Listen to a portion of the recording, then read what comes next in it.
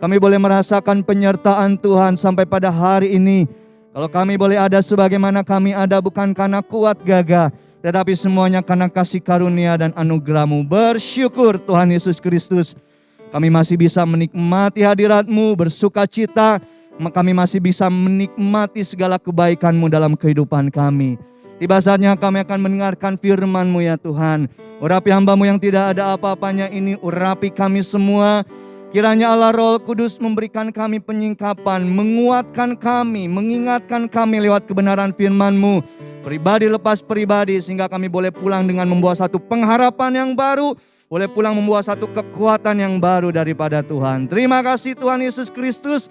Di dalam nama Tuhan Yesus Kristus kami berdoa dan mengucap syukur. Haleluya. Amin. Silakan duduk Bapak Ibu Saudara.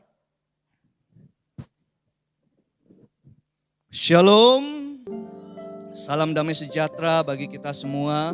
Saya boleh ada sebagaimana saya ada Bapak Ibu Saudara, bukan karena kuat gagah, tetapi semuanya karena kasih karunia dan anugerah Tuhan yang sungguh luar biasa. Terima kasih buat kesempatan yang sudah diberikan kepada saya pada pagi hari ini untuk menyampaikan firman Tuhan, sedikit renungan bagi kita pada pagi hari ini.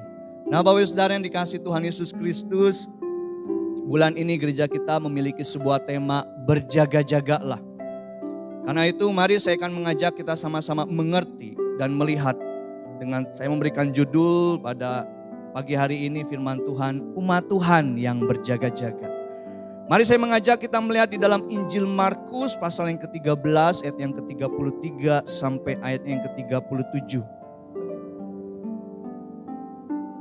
Markus pasal yang ke-13 ayat yang ke-33 sampai ayat yang ke-37. Bapak sudah bisa memperhatikan Alkitab atau bisa lihat slide di depan, saya akan membacakannya. Firman Tuhan demikian. Hati-hatilah dan berjaga-jagalah sebab kamu tidak tahu bila manakah waktunya tiba. Dan halnya sama seperti seorang yang bepergian yang meninggalkan rumahnya dan menyerahkan tanggung jawab kepada hamba-hambanya, masing-masing dengan tugasnya dan memerintahkan penunggu pintu supaya berjaga-jaga. Karena itu berjaga-jagalah sebab kamu tidak tahu bila manakah tuan rumah itu pulang menjelang malam atau tengah malam atau larut malam atau pagi-pagi buta. Supaya kalau ia tiba-tiba datang jangan kamu didapatinya sedang tidur. Apa yang kukatakan kepadamu kukatakan kepada semua orang, berjaga-jagalah. Nah Bapak Ibu Saudara yang dikasihi Tuhan Yesus Kristus, tidak terasa ya kita sudah memasuki bulan yang ke-8. Kita sudah merayakan hari kemerdekaan Indonesia. Sudah 77 tahun bangsa kita merdeka. Dan pada saat yang indah ini saya ingin mengajak kita sama-sama melihat betapa pentingnya kehidupan kita untuk terus berjaga-jaga. Nah Bapak Ibu Saudara yang dikasihi Tuhan Yesus Kristus, ada sebuah bukit di Meksiko yang disebut dengan Cerro del Borrego, yang artinya adalah Bukit Domba. Nah pada tahun 1862 pasukan Prancis datang menyerbu Meksiko. Nah pasukan Prancis ini berkemah di bawah Bukit Domba tersebut. Nah sangat disayangkan Bapak Saudara yang dikasihi Tuhan Yesus Kristus, jenderal dari pasukan Meksiko lalai menjaga pintu masuk atau jalur masuk menuju puncak bukit dari Bukit Domba tersebut. Sehingga akhirnya dalam penyerbuan tersebut tentara-tentara Prancis membunuh 2000 tentara Meksiko yang tengah tertidur. Nah dari kisah ini Bapak Saudara yang dikasihi Tuhan Yesus Kristus, kita belajar betapa pentingnya kehidupan manusia untuk terus berjaga-jaga. Kalau kita memperhatikan perumpamaan yang disampaikan oleh Yesus ini kepada para muridnya, ada satu kata yang diulang terus dalam ayat-ayat yang kita baca, yaitu berjaga-jagalah. Yesus memberikan sebuah peringatan kepada para muridnya dan juga pesan terakhir kepada para muridnya sebelum dia masuk Via Dolorosa untuk memiliki sikap berjaga-jaga. Nah tentunya Bapak Saudara yang dikasihi Tuhan Yesus Kristus, yang menjadi pertanyaannya adalah berjaga-jaga terhadap apa? Orang akan memiliki sikap berjaga-jaga kalau dia tahu dia berjaga-jaga terhadap apa. Misalnya sebagai contoh, berjaga-jaga terhadap bencana jika sebelumnya mendapat kabar dari BMKG. Berjaga-jaga dari binatang buas kalau sedang dalam kondisi berkemping di alam liar. atau berjaga-jaga jika sedang dalam tugas kenegaraan. Nah, yang menariknya Bapak Saudara yang dikasihi Tuhan Yesus Kristus, menjadi pertanyaan, berjaga-jaga terhadap apa? Mengapa Yesus menyampaikan peringatannya kepada para muridnya untuk mereka terus berjaga-jagalah? Sehingga pada kesempatan yang indah ini saya ingin mengajak kita melihat dua hal. Yang Yesus sampaikan kepada para muridnya dan juga menjadi pesan bagi kita yang hidup di akhir zaman, berjaga-jaga terhadap apa sih? Nah, berjaga-jaga dalam Kamus Besar Bahasa Indonesia, Bapak Saudara yang dikasihi Tuhan Yesus Kristus, memiliki pengertian tidak tidur semalaman, bersiap-siap, bersiap sedia, berawas-awas, dan berhati-hati.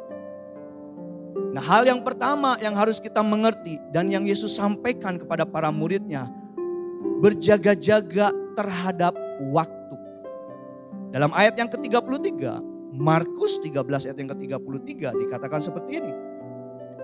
Hati-hatilah dan berjaga-jagalah sebab kamu tidak tahu bila manakah waktunya tiba. Hal yang pertama yang kita bisa pelajari bahwa saudara yang dikasihi Tuhan Yesus Kristus, kita harus berjaga-jaga terhadap yang namanya waktu. Satu hari ada 24 jam, satu jam ada 60 menit dan itu akan terus. Dan Yesus katakan bahwa hari-hari terakhir ini waktu itu akan dipercepat. Kalau Bapak Saudara senang membaca Alkitab, Bapak Saudara akan melihat umur manusia itu semakin hari, semakin dari peradaban awal sampai peradaban sekarang semakin singkat. Kalau Bapak Saudara membaca dalam kitab Kejadian, manusia itu bisa berumur sampai 969 tahun. Setelah melewati zamannya Nuh, manusia hanya berumur 120 tahun saja. Lalu di dalam Mazmur, Musa mengatakan manusia di dunia ini hanya sanggup berumur 70 atau 80 tahun. Sehingga Bapak Saudara yang dikasihi Tuhan Yesus Kristus, Yesus ingin mengajak kita untuk mengerti konteks ayat tersebut yang kita baca ya tadi. Ini memang berbicara mengenai kedatangan Yesus Kristus. Sudah banyak sekali orang yang mengklaim tahu kapan Yesus datang kembali. Tanggal, bulan, dan tahun. Bahkan kalau Bapak Saudara flashback ya mengenai awal-awal pandemi COVID-19. Ada begitu banyak orang-orang yang mengaku hamba-hamba Tuhan. Mengklaim dan mengatakan bahwa mereka mendapat penglihatan mengenai akhir zaman. Mereka mendapat penglihatan mengenai kiamat. Bahkan mereka mengatakan, wah vaksin itu chip 6666 katanya. Mereka juga mengklaim diri mereka meyakini bahwa sebentar lagi Yesus akan datang, kiamat akan terjadi. Ya, memang dari sejak zaman para rasul sudah diberitakan Yesus sudah tidak lama lagi datang kembali. Dan kita melihat ini sudah menjadi satu pandangan yang kebablasan. Memang tidak salah Bapak Saudara yang dikasihi Tuhan Yesus Kristus belajar atau mendalami kedatangan Yesus kembali. Tetapi jangan sampai kebablasan sehingga mengklaim mengatakan tahu kapan, tanggal, bulan, dan waktunya.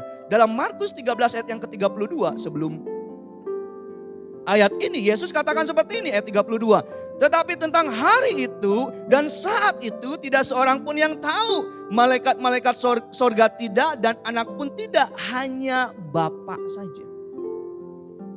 Nah di dalam teks ini Yesus menjelaskan bahwa tidak ada yang tahu akan kedatangannya kembali. Tidak ada yang tahu hari kiamat itu terjadi tanggal berapa, bulan berapa, dan tahun berapa. Jelas dikatakan hanya Bapa saja. Nah yang menjadi pertanyaannya, lalu mengapa dikatakan anak pun tidak tahu? Berarti Yesus tidak tahu dong. Katanya Yesus Tuhan. Bukankah Tuhan Maha Tahu? Tapi dalam teks ini dikatakan anak pun tidak tahu. Yesus pun tidak tahu Bapak Saudara. Kapan kedatangannya? Hanya Bapa yang tahu. Berarti Yesus bukan Tuhan.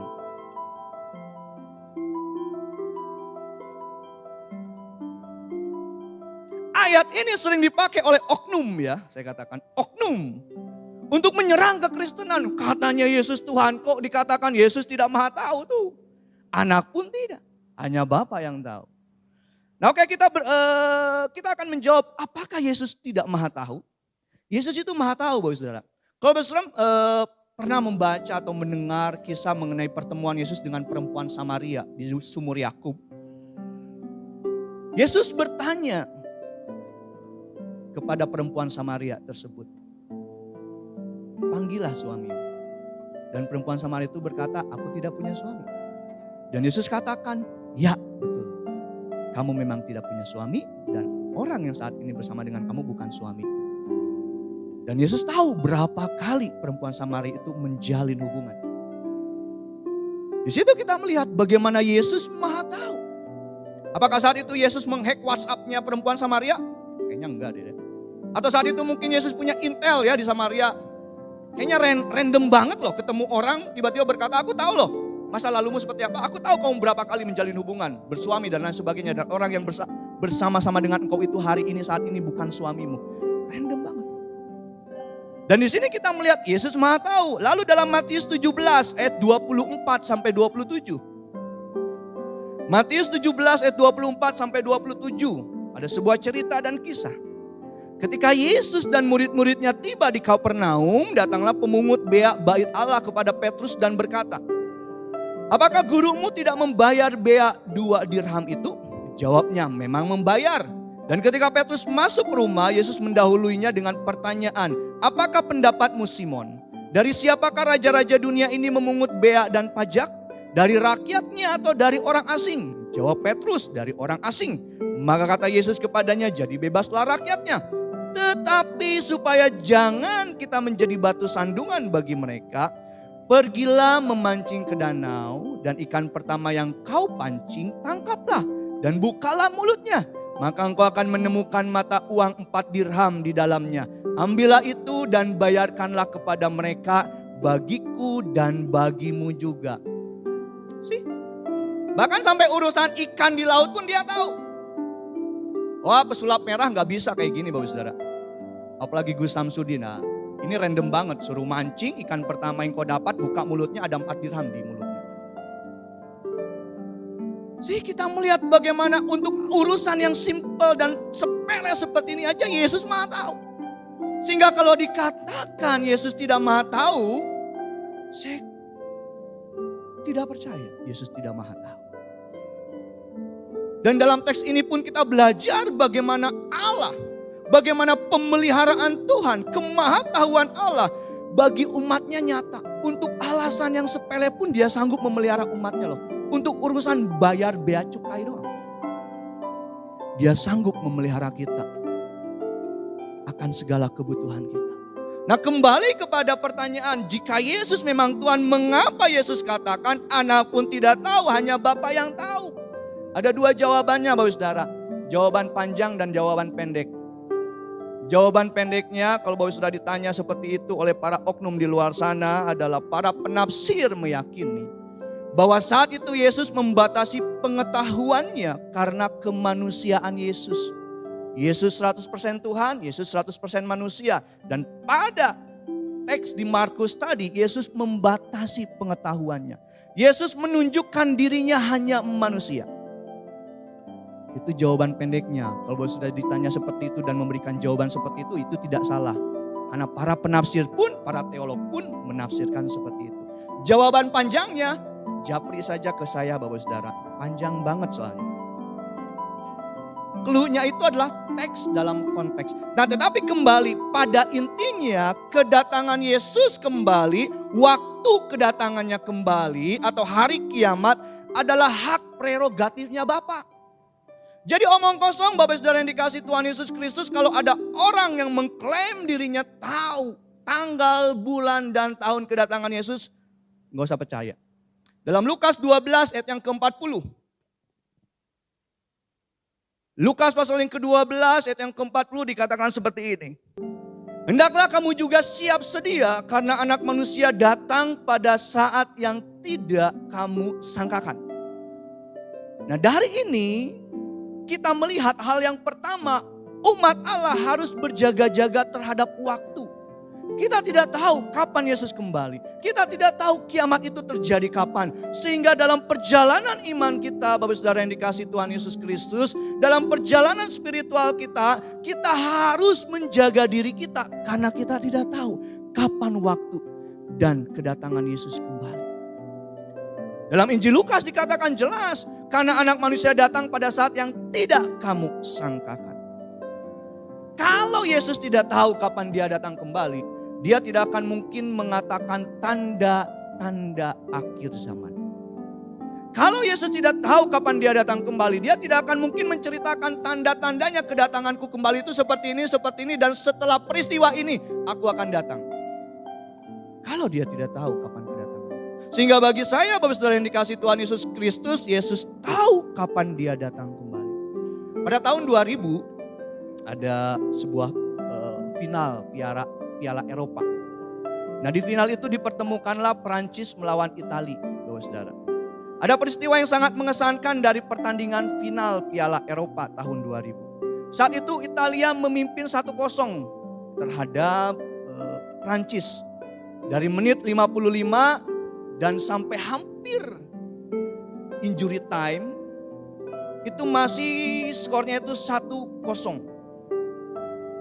Nah, supporter Italia sudah merasa wah ini pasti menang. Karena sudah hampir habis waktunya gitu kan.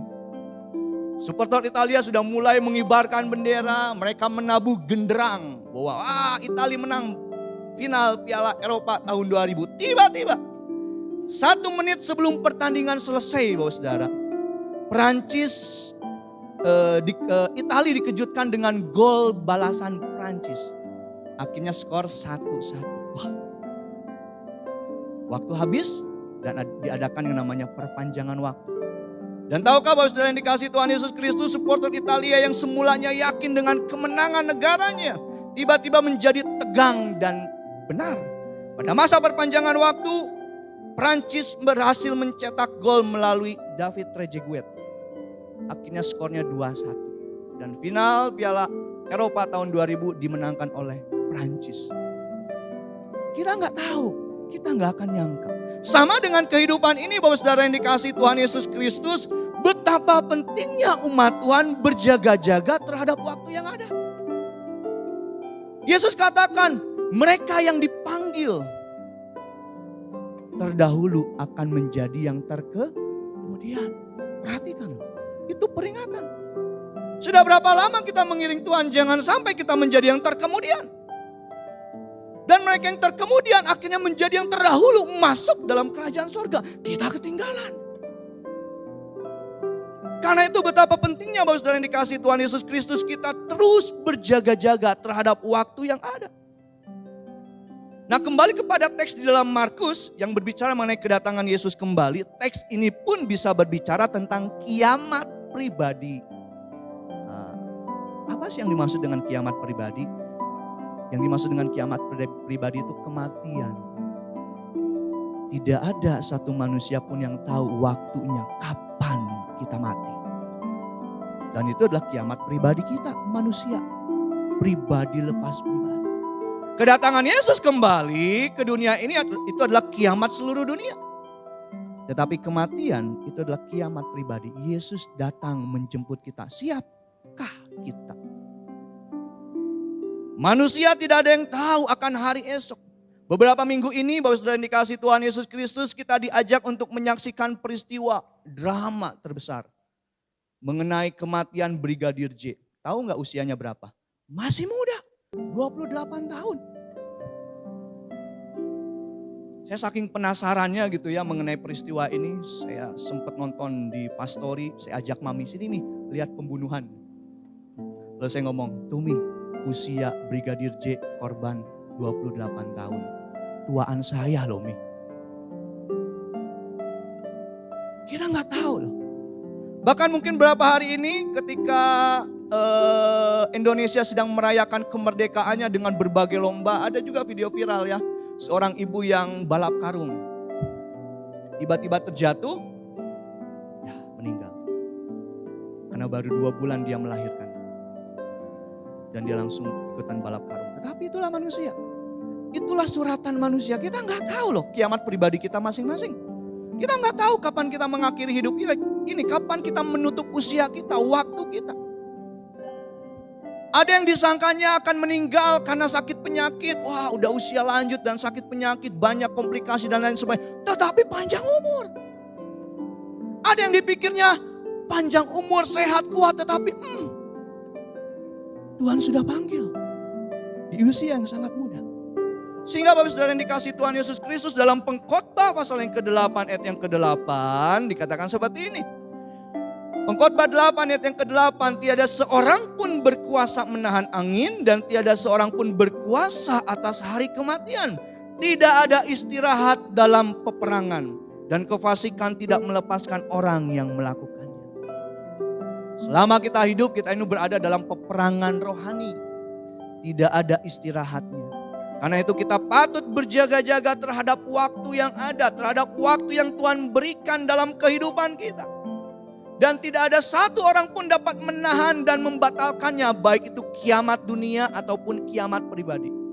Kalau Tuhan, kalau Bapa sudah mengatakan hari ini kiamat, ya sudah.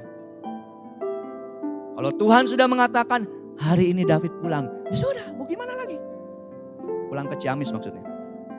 Nah, Bapak Saudara yang dikasihi Tuhan Yesus Kristus, Yesus pun menegaskan, daripada repot-repot mempertanyakan kapan kedatangan Yesus kembali atau kiamat, mending kita merepotkan diri, meningkatkan kualitas hidup.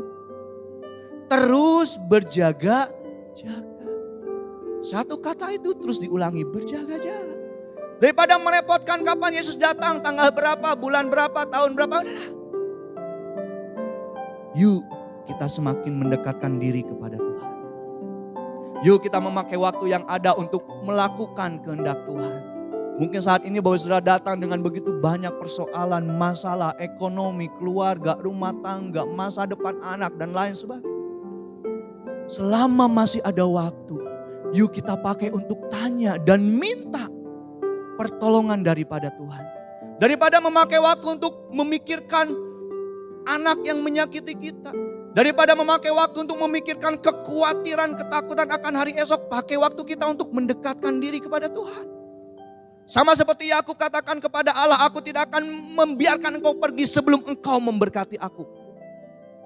Mungkin saat inilah saat yang tepat untuk kita semakin dekat dengan Tuhan. Dan lihatlah bagaimana pertolongan Tuhan tepat pada waktunya dalam kehidupan kita. Yang kedua, yang terakhir. Berjaga-jaga terhadap apa? Markus 13 ayat 34 sampai 36. Markus 13 ayat 34 sampai 36 dikatakan seperti ini. Dan halnya sama seperti seorang yang bepergian, yang meninggalkan rumahnya dan menyerahkan tanggung jawab kepada hamba-hambanya, masing-masing dengan tugasnya, dan memerintahkan penunggu pintu supaya berjaga-jaga. Karena itu berjaga-jagalah, sebab kamu tidak tahu bila manakah tuan rumah itu pulang. Menjelang malam atau tengah malam atau larut malam atau pagi-pagi buta. Supaya kalau ia tiba-tiba datang, jangan kamu didapatinya sedang tidur. Hal yang kedua, berjaga-jaga terhadap tugas dan tanggung jawab pribadi.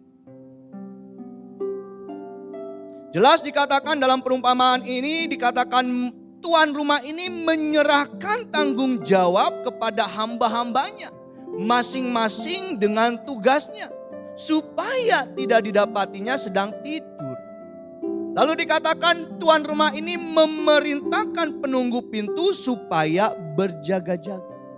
Nah Bapak Ibu Saudara yang dikasihi Tuhan Yesus Kristus, setiap manusia yang ada di muka bumi ini, terutama kita umat Tuhan, memiliki tanggung jawab pribadi kepada Allah. Kita dituntut bertanggung jawab kepada Allah. Besar, kecil, kaya, miskin, tinggi, pendek, pelayan mimbar, jemaat biasa, pendeta, jemaat. Setiap kita memiliki tanggung jawab yang harus kita berikan kepada Allah. Siapapun kita, suami, istri, anak, orang tua, bos, karyawan, pengusaha, pekerja, pelayan Tuhan dan lain sebagainya. Setiap kita pribadi lepas pribadi memiliki tanggung jawab. Memang kalau kita memperhatikan perumpamaan ini Bapak Saudara, hanya penjaga pintu yang disuruh berjaga-jaga. Tetapi tuan rumah ini berkata, aku memberikan tugas kepada hamba-hamba yang lain. Dan mereka pun memiliki tanggung jawabnya. Demikian dengan kehidupan kita. Bukan berarti tugas berjaga-jaga itu urusan pendeta. Enggak. Kita pun ada tugas dan tanggung jawab yang harus kita lakukan. Sebagai suami, sebagai istri, suatu hari nanti kita akan dituntut pertanggungjawabannya dari Allah. Ayo benar gak jadi suaminya? Benar gak jadi istrinya? Kalau nggak benar siapa suruh kawin? Kalau nyusahin anak orang siapa suruh menikah? Ayo benar nggak mendidik anaknya? Setiap kita akan dituntut tanggung jawabnya. Anak pun demikian. Mungkin anak berkata, aku tidak minta untuk dilahirkan. Ya, tetapi Tuhan punya rencana mengapa engkau dilahirkan.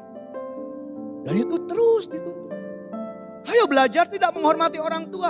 Atau jangan-jangan sudah tidak peduli lagi dengan orang tua.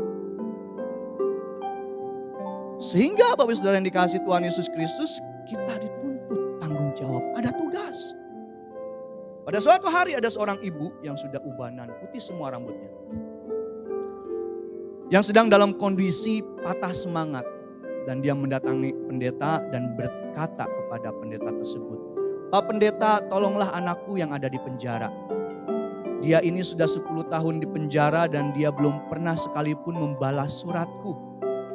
Aku ingin sekali mengetahui bagaimana keadaan anakku itu dan tolong sampaikan surat dan fotoku ini kepada anakku itu.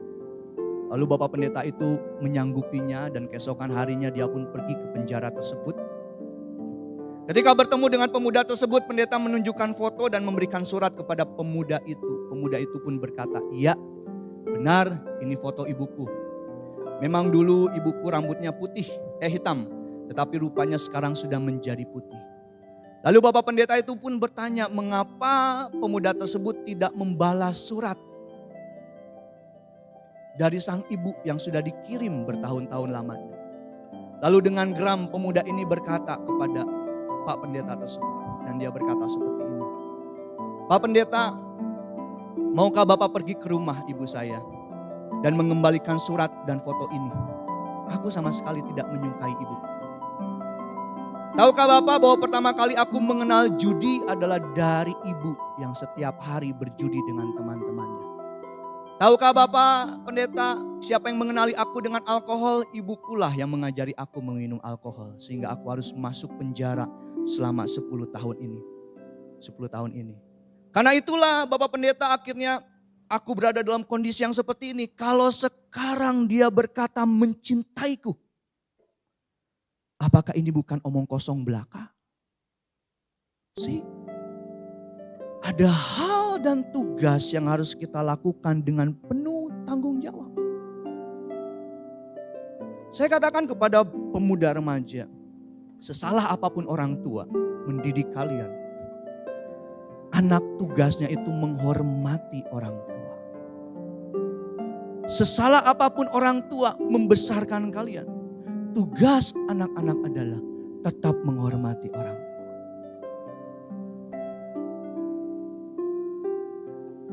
Sesalah apapun orang tua, sebenar apapun anak, salah kalau kita melunjak dan tidak menghormati orang tua.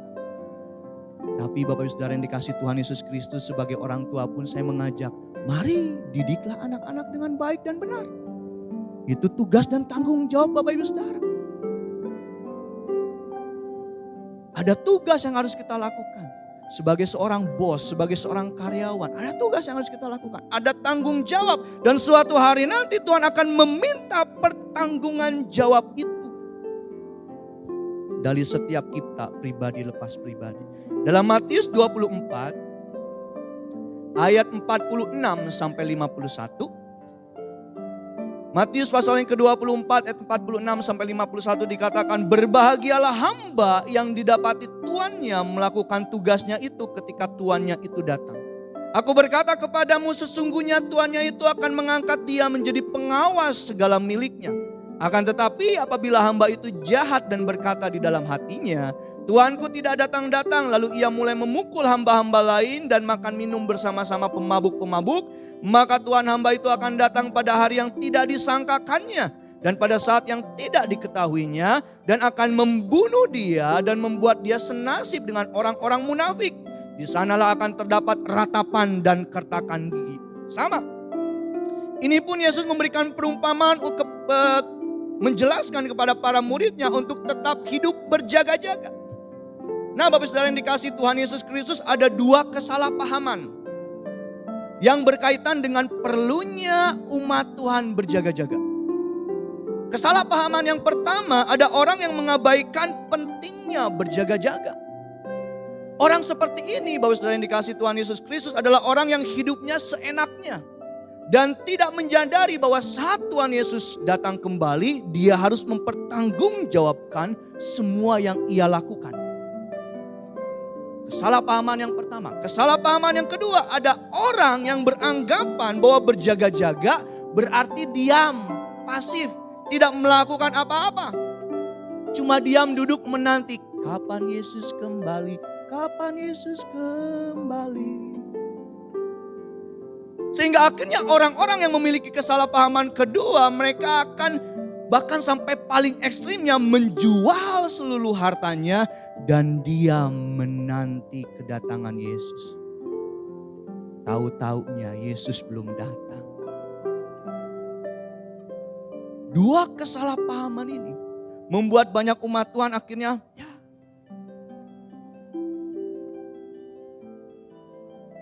sehingga Bapak Saudara yang dikasihi Tuhan Yesus Kristus, kalau Bapak Saudara pernah berjaga-jaga gitu ya.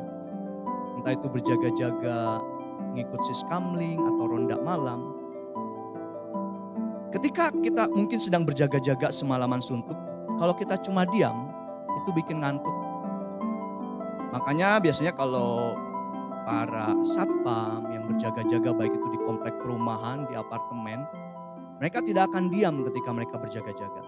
Entah itu berkeliling, entah itu melakukan sesuatu, entah itu main catur, entah itu ngobrol. Karena kalau diam, itu pasti tidur. Nah, Yesus katakan dalam perumpamaan-perumpamaannya, jangan sampai didapati tidur.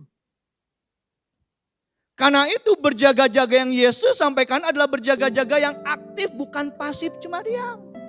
Lalu menanti kapan Yesus kembali. Diam tidak mau meningkatkan kualitas diri. Diam tidak mau meningkatkan kualitas hidup. Jangan sampai ekstrim seperti ini Bapak Saudara yang dikasihi Tuhan Yesus Kristus. Karena itu dalam perumpamaan yang telah kita baca baik dalam Injil Markus, Matius maupun Lukas, berjaga-jaga berarti secara aktif bekerja melakukan apa yang Allah kehendaki. Sebagai ayat yang terakhir, 1 Tesalonika 5 ayat 4 sampai ayatnya yang ke-6. 1 Tesalonika pasal yang ke-5 ayat yang ke-4 sampai ayat yang ke-6 dikatakan seperti ini. Tetapi kamu saudara-saudara, kamu tidak hidup di dalam kegelapan sehingga hari itu tiba-tiba mendatangi kamu seperti pencuri. Karena kamu semua adalah anak-anak terang dan anak-anak siang. Kita bukanlah orang-orang malam atau orang-orang kegelapan. Sebab itu baiklah jangan kita tidur seperti orang-orang lain, tetapi berjaga-jaga dan sadar. Jadi Bapak Saudara yang dikasihi Tuhan Yesus Kristus, pada pagi hari ini kita mengerti berjaga-jaga terhadap apa? Yang pertama, berjaga-jaga terhadap waktu. Kita tidak tahu waktu kita di dunia ini sampai kapan. Kapan kedatangan Yesus kembali pun kita tidak tahu. Dan yang kedua, setiap kita pribadi lepas pribadi memiliki tugas dan tanggung jawab. Suatu hari nanti Tuhan akan mengadakan pengadilan. Dan dia akan menuntut pertanggungan jawab dari setiap kita. Waktu yang Tuhan berikan dipakai untuk apa? Rumah tangga yang Tuhan karuniakan dibawa kemana? Dalam mendidik anak, dalam melayani, dipercayakan pelayanan, melayani dengan segenap hati atau tidak, atau asal-asalan. Dituntut sebagai seorang pekerja, sebagai seorang karyawan, sebagai seorang bos, dituntut bagaimana memperlakukan karyawan-karyawannya, bagaimana memperlakukan pegawai-pegawai. Setiap kita akan dituntut. Di kesimpulannya Bapak Saudara yang dikasihi Tuhan Yesus Kristus, marilah dalam kesempatan yang ada ini kita memakai waktu yang ada dengan baik dan benar. Berjaga-jaga terhadap waktu yang ada karena kita tidak tahu akan hari esok.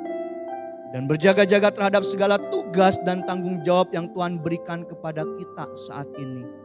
Apapun dan siapapun kita saat ini, mari kita tetap giat bekerja sesuai dengan apa yang Tuhan kehendaki dalam keluarga, rumah tangga, pekerjaan, dan pelayanan. Mari kita serahkan kekhawatiran kita kepada Tuhan. Mungkin saat inilah waktu yang tepat untuk kita mendekatkan diri kepada Tuhan.